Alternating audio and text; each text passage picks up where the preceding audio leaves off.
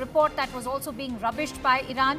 But clearly, Hezbollah has now officially acknowledged and announced the martyrdom of its leader Hassan Nasrallah, who has been killed during those strikes that took place by Israel before dawn in Beirut. Let's quickly go across to Siddhant, who's joining me on the phone line. Siddhant, if you could share with us or expand on that announcement coming in from Hezbollah.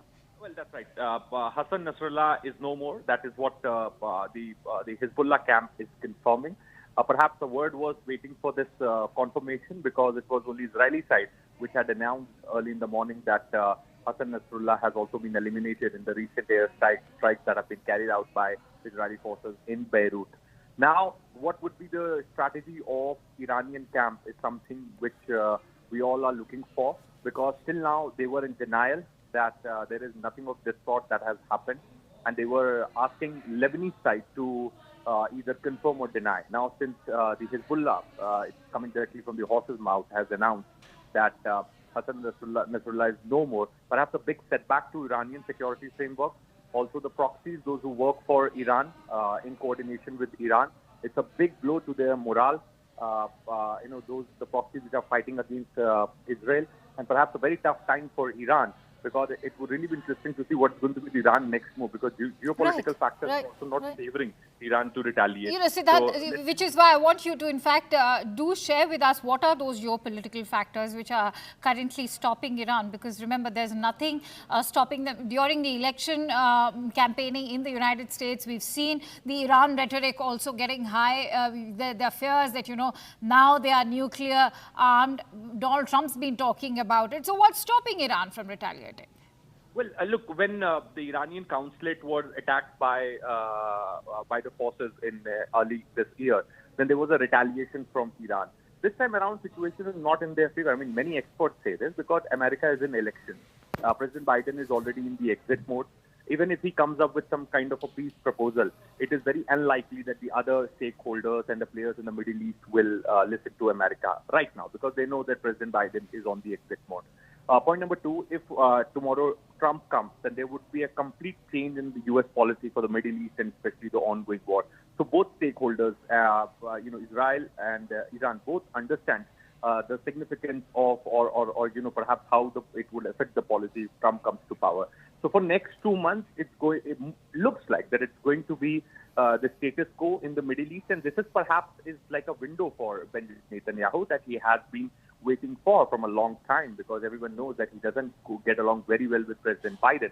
And he's doing what he wanted to do in the interest of his country. First it was Gaza, now it's Lebanon, northern borders.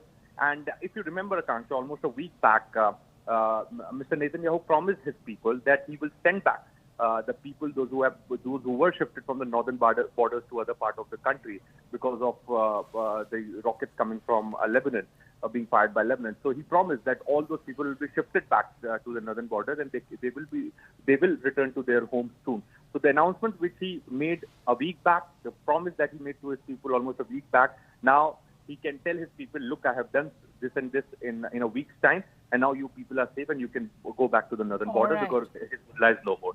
That's kind of a domestic commitment that Mr. Netanyahu is fulfilling, because, on one front, getting back the hostage, he has completely failed. His government has completely failed. So, delivering on some other front in the ongoing war situation is perhaps a priority for his government. Right. Many thanks to you, Siddhant, for bringing in all those inputs. Now, remember, this was a dawn strike that took place in the suburbs of southern Lebanon, and there were multiple strikes that took place. Israel had identified a cluster of buildings which was also harboring Hassan Nasrallah over there. Let's bring you a report in terms of how that entire strike took place.